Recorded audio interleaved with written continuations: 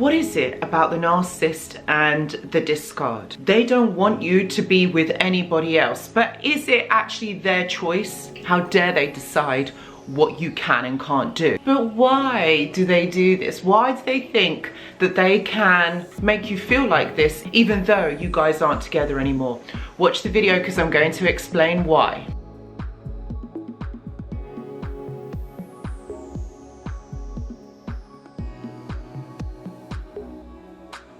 Hello and welcome back. I hope that you're all doing really well. So in today's video, I'm going to be talking about why the narcissist doesn't want you to move on after the discard, why they feel that actually they're the ones that get to decide whether you can move on or not, and also why.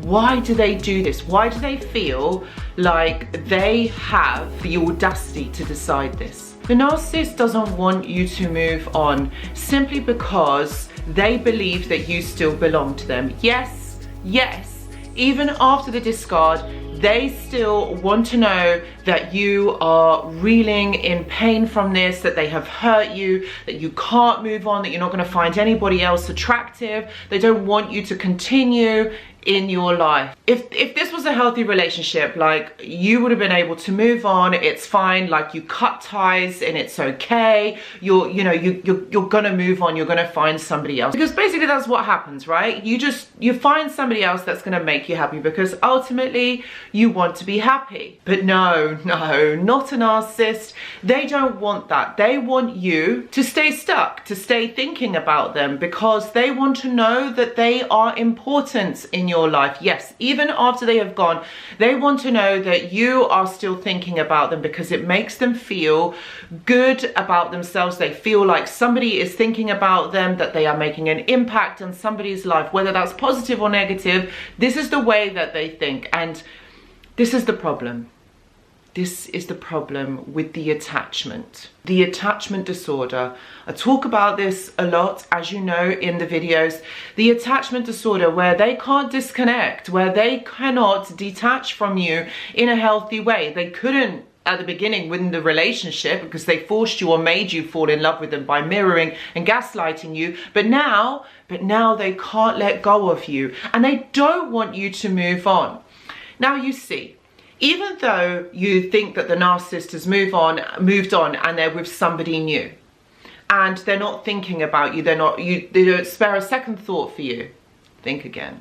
They do, because this is the attachment disorder. They can't detach, remember? So they believe that you should always be theirs, or that you should be dispensable to them. So if the narcissist wants you or wants to get in contact with you, you should be contactable.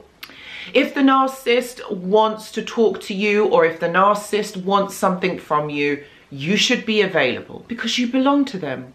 You're an object. And this objectification is a psychological term where somebody perceives that that person belongs to them by force, not by free will.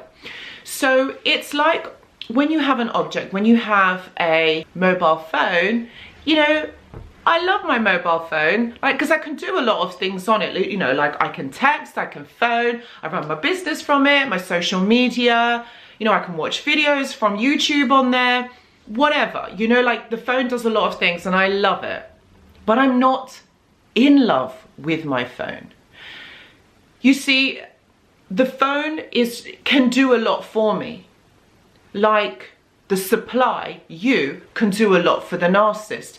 That's why they want you. That's why they don't want to lose you. Think about it. If they have a lot of people that do things for them, then that's great. Like, you know, you got your life sorted. They're also giving you a lot of attention, a lot of validation. And these are the needs of the narcissist. So if that person is treated like an object, you can pick them up and drop them whenever you want, because you're not connected to them. You don't have a real connection with that person. That person provides a service or provides you with something, which is how a narcissist connects, or how a narcissist sees people. It's like, what can you give the narcissist? You provide value. And if you are a high value person, meaning that you give the narcissist a lot, you meet their needs, then you become a commodity to the narcissist. They need you, they want you, they're going to make sure that you don't leave. So they're going to up the gaslighting, they're going to up the mirroring so that you don't leave. Remember, they can't keep this up, so they're going to find other supply. But at that time, you're supplying the narcissist with something that they need. They're going to make sure that you don't leave. The narcissist sees people as something that they can get from them, simply because the narcissist wants their needs met. And if you can provide that to the narcissist, if you can provide these services to the narcissist, that they're going to keep you around. So this boils down ultimately to the attachment disorder. If somebody cannot connect to you in a healthy way, someone cannot connect to you and give you the longevity of a relationship, be able to open up, be vulnerable, talk about their emotions, be able to accept blame or fault when they have done something wrong, then that person is connecting to you, is opening up emotionally and psychologically and spiritually in most cases, because they want to deepen that bond that they have with you. But if you have an attachment disorder and is unable to do that, then they can't connect to themselves, but let alone they cannot connect to you. If they can't connect to you, they can't connect to themselves, which is why they see people as transactional. People mean things, people are commodities, people do things for them. And that is the only way that a narcissist sees a person, is what can you provide them with? Which is why, if you think about it, they don't want you to move on because you belong to them. They've had you, they've got you. They want to keep you on a hook or on a leash to keep you trapped, emotionally and psychologically. Which is why, you know, as survivors, we have this trauma bond.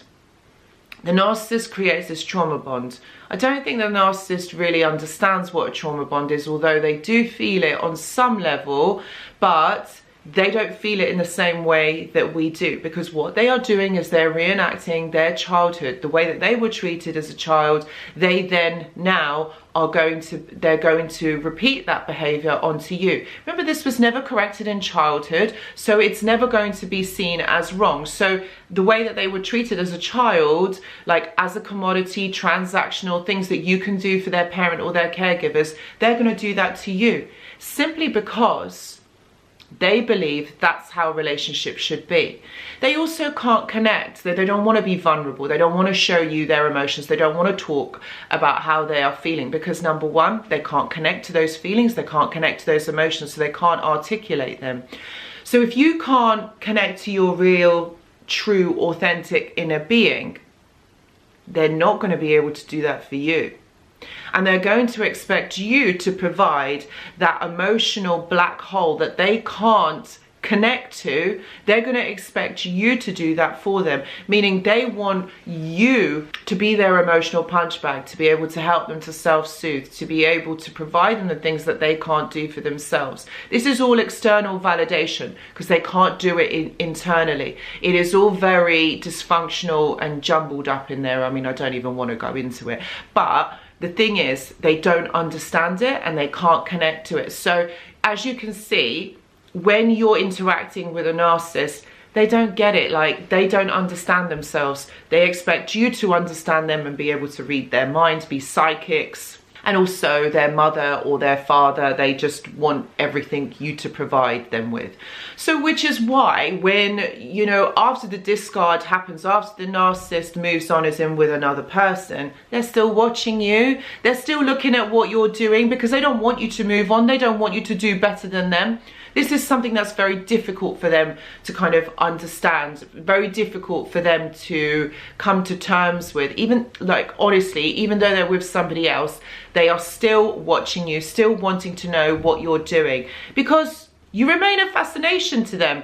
If they're doing it to you, they're going to be doing to their other exes as well. So make no mistake that you're not the special one They don't have a special one. They have a special few. So they're going to be watching these exes of theirs just to see what's going on, how they are getting on. And if they find that they can get in contact with this ex, and this ex can provide them with the validation and the emotional kind of attention that they need, they're on it. They are straight there. They are going to make sure that that supply is able to give them what it is that they want. So when you move on, the narcissist knows that they're not going to be able to get that. So this for them becomes quite frightening. They are like, oh my God, I'm losing supply all over again. So they're going to try and get you to not move on. They might try and sabotage this kind of new connection that you have going on with someone. They might try and do it, you know, like through children, through friends, whatever it is, they'll try and perhaps kind of influence it in some way. So be aware, or be careful who you're telling and what you're sharing on social media, so that the narcissist doesn't find out or doesn't know that actually you're moving on. You need to be able to protect yourself and put boundaries in place so that this, you know, new connection isn't affected.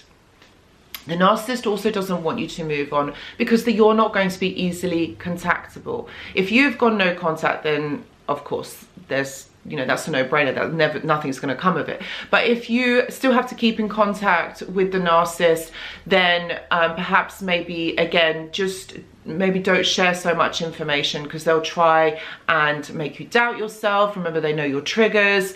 They might even try, like I said, they might sabotage it. They might put ideas or things in your head, or that your new partner that they might, you know, they might know, so they might try and influence in some way. There's all sorts of possibilities. I mean, it's all possible. But what I'm saying is try and protect yourself. They don't want to lose you because you have provided them with good supply, with attention, validation. This is all the things that they want. This is all the things that they need. So you have to be able to protect that. They don't want you to move on because in their mind, they still believe that you belong to them. So guys, I really hope that this video helps to kind of make you understand that actually they don't want you to move on for those reasons. And if you are someone that is facing this type of situation, please know that I do offer one-to-one consultations. Please see the description box below. And also I'm going to be starting a brand new mentorship program next month. So again, if you would like to join that, remember there is an early bird fee. Please see the description box below. And also to help with your healing journey, I do offer a journal club, which I provide a prompt every Monday to help you on your journey. Please see the description box below for more details. Guys, thank you so much for watching, and I will see you in the next video. Goodbye.